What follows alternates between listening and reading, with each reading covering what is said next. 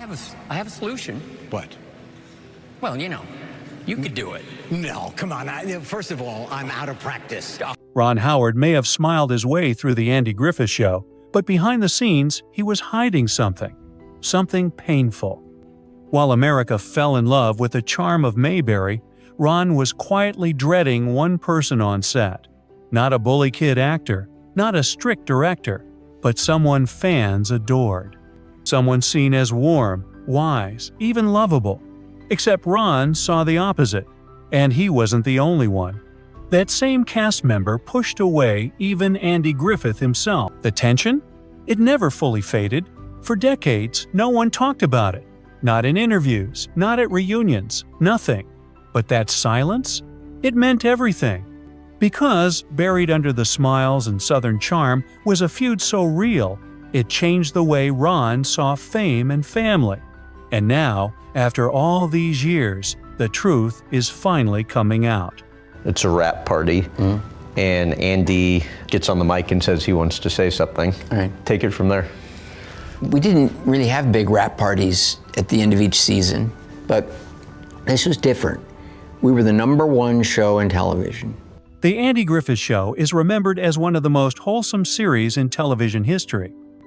A show where neighbors looked out for each other, the sheriff never needed a gun, and the biggest problem was deciding what pie Aunt Bee would bake next. We went to the rap party. This was it for the Andy Griffith Show. For millions of Americans, it wasn't just a sitcom. It was comfort food for the soul. A black and white escape into a world that felt safer, simpler, and somehow better. But the version of Mayberry we saw on screen, it wasn't real. And the people behind those familiar smiles were carrying far more than scripts and stage direction. When the show premiered on CBS in October of 1960, it was an immediate hit. Andy Griffith, already a respected comedian and stage actor, was cast as Sheriff Andy Taylor, the soft-spoken lawman raising his young son in a sleepy North Carolina town. Ron Howard, just 6 years old at the time, was cast as Opie, bright-eyed, freckle-faced, and instantly beloved. The cast quickly became icons.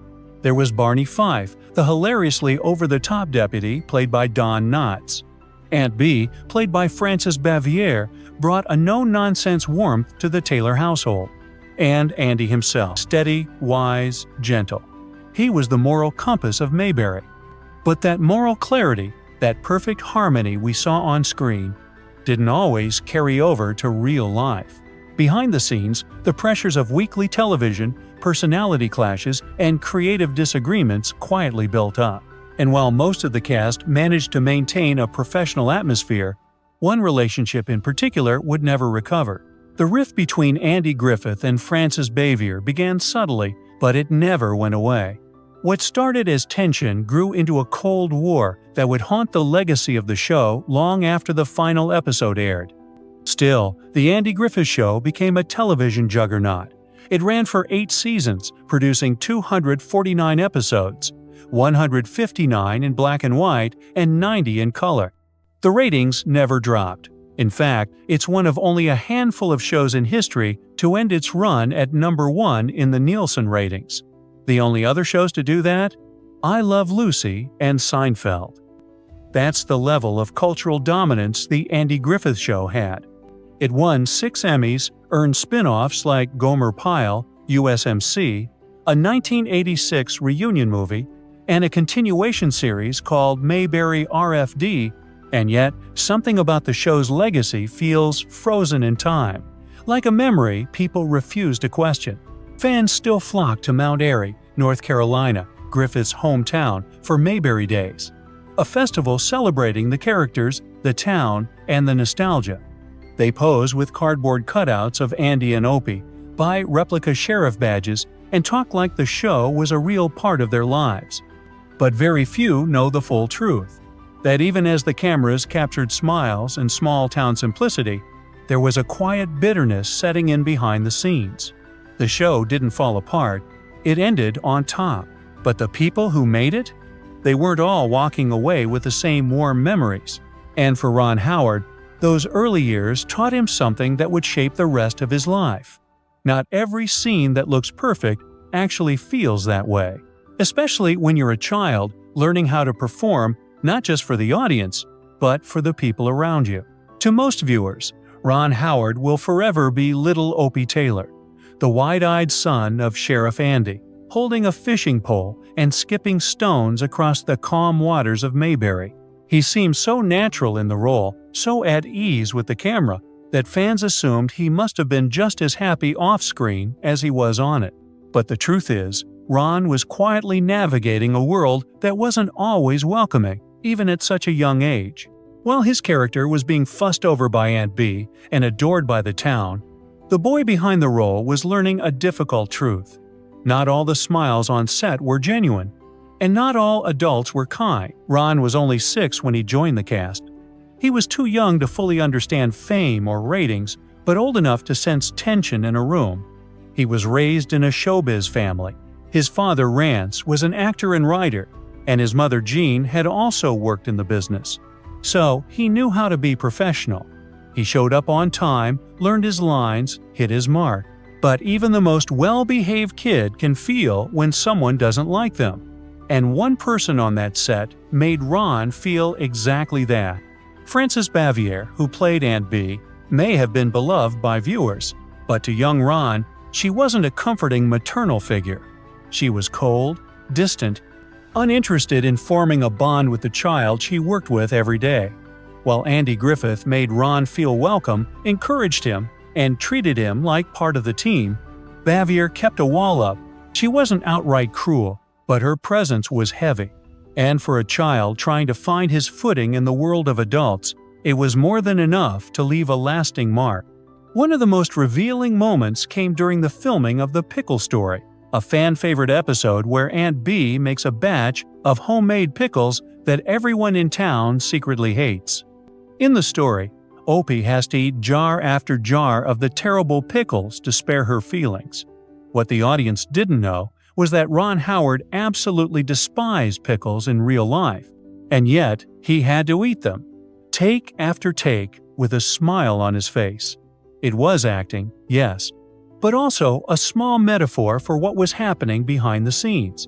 He was swallowing something he didn't like over and over to keep everyone happy, including the woman he could never quite connect with. Ron never spoke badly of Bavier in interviews, but he didn't sugarcoat their relationship either. He would talk fondly about Don Knotts, Andy Griffith, and other cast members. But when it came to Aunt Bee, he chose his words carefully or avoided them altogether. That silence said everything. It's one thing to have tension between adults on a set. It's another when a child feels like he has to shrink himself to avoid upsetting a co-star who's supposed to be a surrogate grandmother. Looking back, Ron has said that his time on the show taught him more than just how to act. It taught him how to observe people, how to understand what's not being said, and how to maintain grace under pressure. Skills that would serve him well later in life as a director, but at the time, they were survival tools. Because behind Opie's grin was a boy trying to navigate adult moods, complex relationships, and the quiet disappointment of working with someone who never saw him the way the audience did. On screen, Andy Taylor and Aunt Bee felt like family. Their banter was warm, their affection subtle but constant, and their bond became the emotional glue of the Andy Griffith Show. To fans, they were the heart of Mayberry, kind, steady, and unshakably close. But off-screen, their relationship was something entirely different. It was distant, strained, and at times painfully cold. The woman who played the town's beloved aunt was, in reality, one of the most difficult personalities Andy Griffith ever worked with. And unlike most of the cast, who shared laughs and camaraderie between takes, Frances Bavier often kept to herself, both physically and emotionally. Their feud wasn't the explosive kind. There were no screaming matches or dramatic walkouts. It was quieter than that. A slow, simmering tension that never fully boiled over, but never faded either. Griffith, known for his easygoing nature and southern charm, tried again and again to build a friendship with Bavier, but she resisted. According to those who worked on set, she was deeply private, borderline reclusive, and fiercely protective of her space. That made collaboration difficult. Directors often found themselves tiptoeing around her moods. Even small requests, like shifting her position for better camera framing, could be met with pushback. She wasn't just particular, she was immovable. For Andy, this kind of friction didn't make sense. He saw the show as a team effort, a family environment. But Bevere treated it more like a stage performance. Serious, structured, and entirely on her terms. The emotional warmth she brought to the screen was undeniable, but behind the scenes, she was distant from nearly everyone, especially Griffith. And that distance only grew with time. One of the most telling stories came years after the show ended, when Andy tried to make peace. Long after the cameras had stopped rolling, he decided to visit Bevere at her home. It was a bold move, one he hoped might finally bridge the years of silence. But instead of reconciliation, he was met with a cold reception. Bevere was furious that he'd come unannounced. She didn't want visitors. She didn't want apologies. She wanted privacy. The visit backfired, deepening the rift rather than healing it. For decades, the real nature of their relationship remained hidden from the public. The show's image was too beloved, too sacred to tarnish with gossip, and neither Griffith nor Bevere ever publicly aired their grievances. But those closest to the production knew the truth. The two stars who embodied kindness and connection on screen could barely stand to share the same room off it. It was a bitter irony, one that haunted both of them in different ways. And yet, like so many stories in life, this one found a quiet, redemptive end. Near the end of her life, Bevere was diagnosed with cancer. Age and illness have a way of softening even the hardest edges. And one day, seemingly out of nowhere, she picked up the phone and called Andy. It had been years since they'd spoken. But this time, she didn't call to argue. She called to apologize. Griffith would later recall that moment with a mix of surprise and sadness. Bevere told him, plainly, "I'm sorry we didn't get along better. It was my fault." It wasn't a rehearsed statement or a grand gesture. It was honest, simple, human. She acknowledged that she had been difficult. She recognized the damage it had caused. And in doing so, she gave both of them something they hadn't had in decades: closure. Frances Bevere died in 1989 at the age of 86. She had retired years earlier and settled into a quiet life in Siler City, North Carolina, not far from the fictional Mayberry she helped bring to life. The town welcomed her, respected her space, and offered her the peace she'd struggled to find in Hollywood.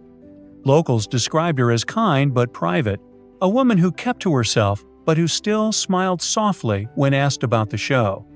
In the end, her final act wasn't on a soundstage. It was that phone call, that moment of humility. And for Andy Griffith, that was enough. In a town built on broken marriages and public scandals, Ron Howard somehow managed to build something Hollywood almost never sees. A love story that lasted. No headlines, no public breakdowns, no clickbait betrayals. Just two people who met young, grew together, and stayed together. While the rest of the industry chased premieres and paparazzi, Ron and Cheryl Howard quietly built a marriage that defied the odds. It wasn't flashy, it wasn't performative, it was real. And after 50 years, it might just be the most remarkable story Ron Howard has ever told. They were only 16 when they met. Teenagers in California. Awkward, hopeful, and full of dreams. He was already a rising star on The Andy Griffith Show, and she was just a girl with quiet confidence and a thoughtful mind. Their first date was modest. A movie and a pizza run in Ron's mint green Volkswagen Beetle. No private chef, no red carpet, just two kids sharing a night. Years later, Ron would joke that the car still runs great, and so do they. But behind that, humor was something deeper. That night marked the beginning of a partnership that would outlast fame, failure, and everything in between. They married in 1975. Ron had just started filming Happy Days, and the future was moving fast. But he never questioned his choice. Cheryl wasn't just his girlfriend. She was his anchor, his constant. She kept him grounded when the world wanted to lift him too high, and lifted him when Hollywood threatened to pull him too low. But even then, it wasn't some fairy tale. Cheryl didn't say yes right away. In fact, Ron had to propose 3 times. She wanted to finish school, to build her own identity before tying it to someone else's rising star. That hesitation didn't scare Ron. It made him respect her even more. Over the years, they raised 4 children together, including Bryce Dallas Howard and Paige Howard, who both followed their parents into film. But their family was never built around fame. It was built around dinner tables, shared stories, and the kind of consistency that no spotlight could provide. Cheryl once said their relationship was like a river, sometimes calm, sometimes wild, but always moving forward. Ron echoed the same idea when he described their anniversary as a ride through both calm waters and tricky rapids. Their secret wasn't luck, it was commitment. They kept paddling, always. For their 50th anniversary in 2025, Ron posted a photo that said more than any caption ever could. The two of them standing barefoot on a quiet beach at sunset.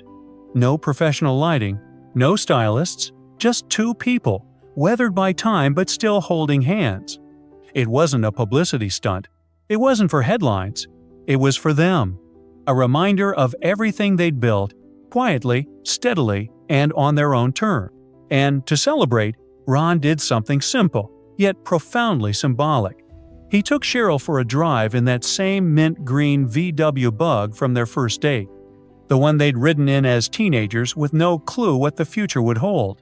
They didn't go to a fancy restaurant or throw a lavish party. They took the long way, let the wind in, and remembered who they were before the fame, before the kids, before the films. Just 2 kids in love, still choosing each other. In an industry obsessed with instant gratification and fast exits, Ron and Cheryl chose endurance. They built a life not from movie moments, but from real ones. From late-night conversations, arguments, reconciliations, school drop-offs, and quiet mornings. And after 5 decades, their love isn't a fairy tale. It's something better. It's a blueprint for what's possible when 2 people decide every day to stay in sync. By the time the year 2000 rolled around, Ron Howard had already worn many hats. Child actor, sitcom icon, budding director. He had directed well-received films like Splash, Parenthood, and Apollo 13, slowly earning Hollywood's trust behind the camera. But he wasn't quite in the pantheon yet, not until one film changed everything. A project that would push him into the upper ranks of Hollywood directors, win him an Oscar, and test how far he was willing to bend the truth for the sake of storytelling. That film was A Beautiful Mind, based on the life of John Nash, a brilliant mathematician battling mental illness. A Beautiful Mind wasn't just another biopic. It was a complex, emotional puzzle, a story of genius, delusion, and redemption. And it was risky. Nash's life was messy, full of contradictions and uncomfortable truths. Ron Howard had to decide how much reality should he keep, and how much should he shape for emotional impact. The final film was powerful. Russell Crowe delivered a haunting performance. Jennifer Connelly's portrayal of Nash's wife brought audiences to tears. Critics hailed the movie as a masterpiece. It swept the Oscars: Best Picture, Best Director, Best Adapted Screenplay, and Best Supporting Actress. For Howard, it was a moment of triumph. The kid who once pretended to like pickles for the camera was now standing on the Academy stage, accepting the highest honor in filmmaking. But with praise came controversy. Soon after its release, critics and journalists began pointing out what A Beautiful Mind left out. It didn't mention Nash's bisexuality. It didn't show the child he fathered out of wedlock, or the fact that he never supported that child financially. It glossed over parts of his personality that didn't fit the tidy narrative. People accused Howard of sanitizing a complex life for mass appeal, of telling a story that was technically true, but emotionally selective. Howard didn't deny the omissions. He admitted he made creative choices not to deceive, but to focus the story on what he called the emotional truth. The film, he argued, was about resilience, love, and the human spirit, not a full biography. But the backlash lingered. Some accused him of erasing important parts of Nash's identity. Others questioned whether filmmakers had a moral responsibility to include the uncomfortable chapters. For Ron, the criticism wasn't just professional, it felt personal. He had spent months immersed in Nash's world, trying to understand his pain, his brilliance, and his illness. He didn't just want to make a good movie. He wanted to do justice to a deeply misunderstood man. And when people began suggesting he had failed, it cut deep, especially when the backlash started affecting Nash himself. Reporters dug into his past, questioning his mental state, exposing details he had kept private. For Howard, that crossed a line. He had told a story to help people empathize. Instead, it risked doing the opposite. It was a painful lesson, one that stayed with him. No matter how good your intentions are, once a story leaves your hands, you can't control what happens next. The public will interpret it, reshape it, and sometimes use it against the very people you meant to honor. Still, a beautiful mind opened doors. After that, Howard was no longer just a former child star who got lucky. He was a filmmaker with weight, someone who could handle emotionally rich, intellectually complex material. He went on to direct Cinderella Man, Frost, Nixon, Rush, and the Da Vinci Code series. He became a trusted hand in the industry, the kind of director studios relied on when they needed substance without scandal. But even with the awards and acclaim, Howard never forgot the risk of telling someone else's story, especially when it meant walking a tightrope between honesty and harm. The experience would shape how he approached every film afterward, with more care, more caution, and a deep understanding that truth isn't always as clear-cut as it seems. And years later, when a different project brought that dilemma crashing back into his life, Howard would once again be forced to reckon with how stories, and the people behind them, can change in ways you never expect. Ron Howard had spent decades mastering the art of telling other people's stories, and by the time he decided to take on Hillbilly Elegy, he thought he knew what he was getting into. The best-selling memoir by J.D. Vance painted a vivid, sometimes painful portrait of life in Appalachian Ohio. Poverty, addiction, resilience, and complicated family dynamics. It wasn't glamorous, but that's what drew Ron in.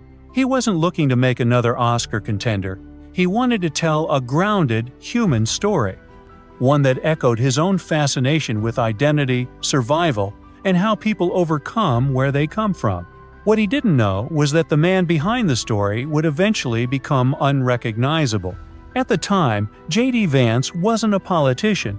He wasn't a media personality or a controversial figure. He was a former Marine and Yale Law School graduate trying to make sense of his childhood. Howard found him thoughtful, earnest, someone worth amplifying. The two worked closely to shape the film adaptation.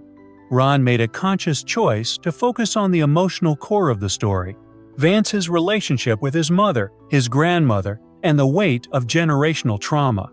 It wasn't about politics, it was about people. The film, released on Netflix in 2020, sparked strong reactions. Some praised it for its sincerity, others slammed it for what they saw as poverty porn or political subtext. But Ron stood by his work.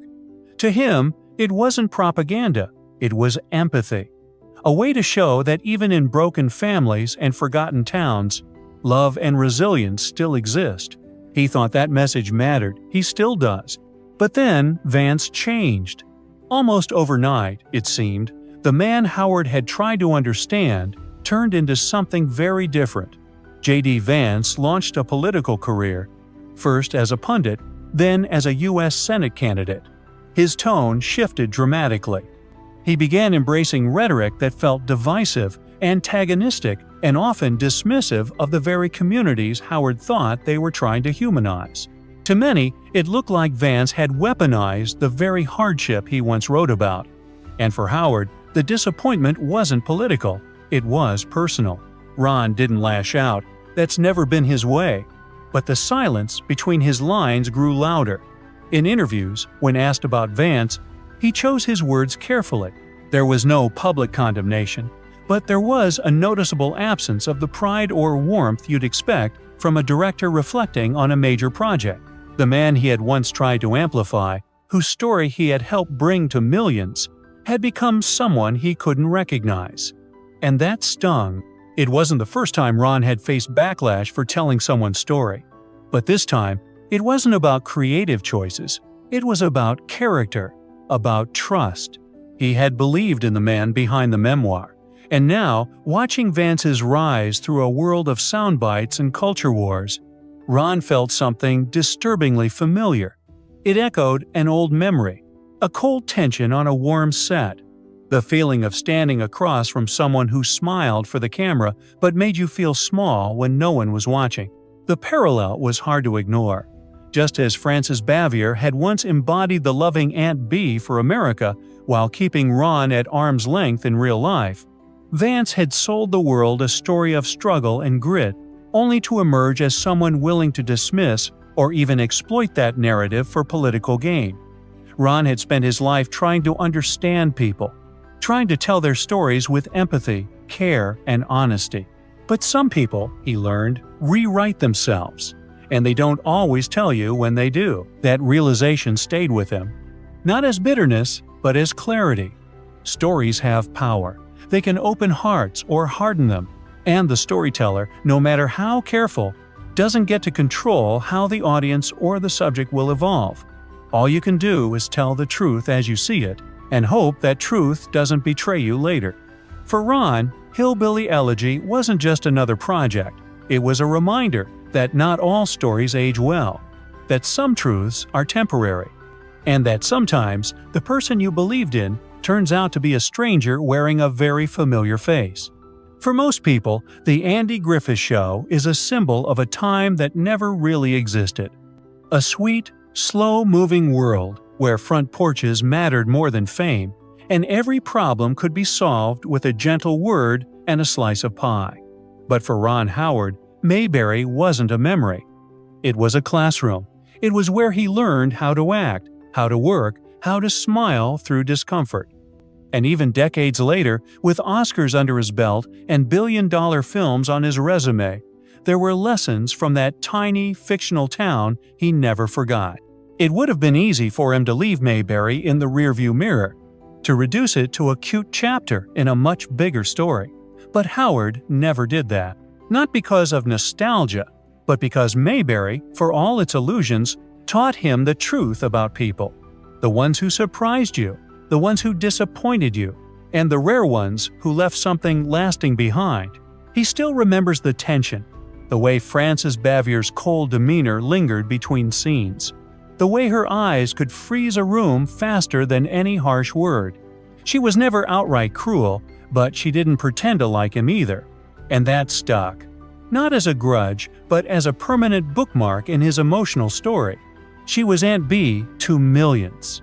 But to Ron, she was the first reminder that some people just don't connect, no matter how well the script is written.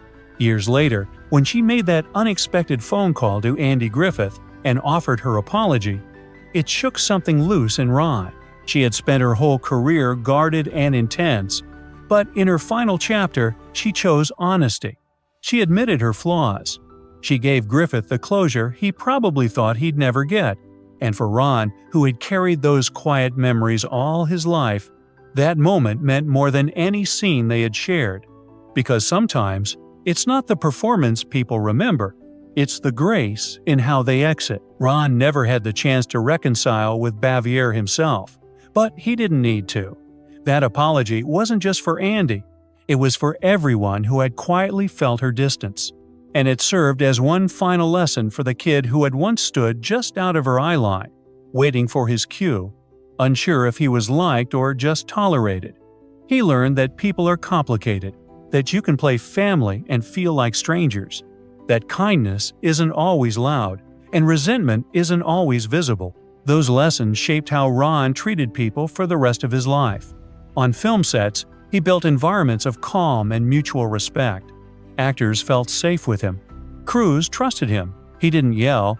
He didn't power trip. Because he remembered how it felt to be the smallest person in the room, hoping someone would simply notice him with warmth. And when he told stories, whether about a schizophrenic genius or a forgotten Appalachian family, he looked for the human thread, the part that didn't need applause, just understanding. Returning to Mayberry, even metaphorically, always brought a strange mix of pride and melancholy for Ron. Fans still celebrated it. Towns still recreated it. But he knew the truth behind the magic. He knew which parts were real and which ones he had to fake. And instead of letting that truth sour the memory, he used it as fuel, as a reminder that even the softest smiles can hide the hardest edges, and that it's okay to admit when something didn't feel as good as it looked. That's the quiet power of Ron Howard. He never screamed his pain. He never broadcast his frustrations. He just kept telling stories. Better, deeper, more honest ones. Because he remembered Mayberry not as a fantasy, but as a training ground. The place where he learned that sometimes the hardest part of acting isn't the script. It's pretending everything's okay when it's not. And, in a way, that's what made him a great director. He wasn't trying to recreate Mayberry, he was trying to understand it. To unmask the smiles, to honor the people who made life feel real, even when the cameras stopped rolling. He never forgot what it felt like to be a kid holding a toy turtle on set, pretending it was dead, while the adults around him navigated their own invisible wars. Mayberry may have been fictional, but the lessons it gave Ron Howard, those were as real as it gets. Ron Howard has spent a lifetime wrapped in fiction. As a child, he played a boy growing up in a perfect little town that never existed. As an adult, he directed stories about mathematicians, astronauts, race car drivers, and outcasts, shaping them all into characters we could understand, even love.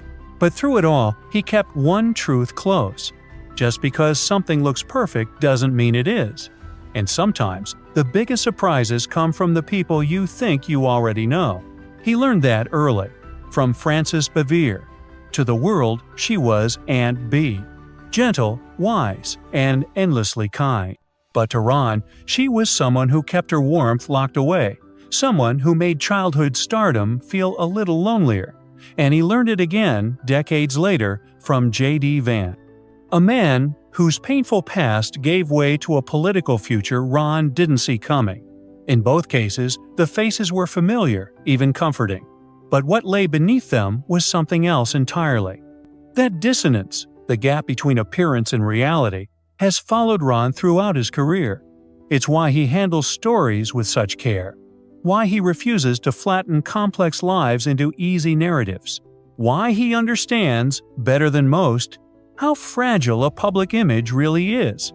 Because he's lived it. He was the kid who smiled for the camera while quietly enduring tension. The director who told John Nash's story, knowing he couldn't tell all of it. The friend who watched J.D. Vance shift into someone he no longer recognized. Through all of it, Ron's greatest strength wasn't his talent. It was his ability to keep watching, keep listening, and keep learning. That mindset has shaped the way he works with actors, the way he handles pressure, and the way he responds to criticism. He doesn't lash out. He doesn't chase headlines. He lets the work speak. And when that isn't enough, he lets the silence speak louder. Because sometimes what you don't say, the words you hold back, carry more truth than any carefully crafted line. Over time, Ron came to understand that stories aren't just entertainment, they're reflections, mirrors that show us what we want to see and sometimes what we've been avoiding.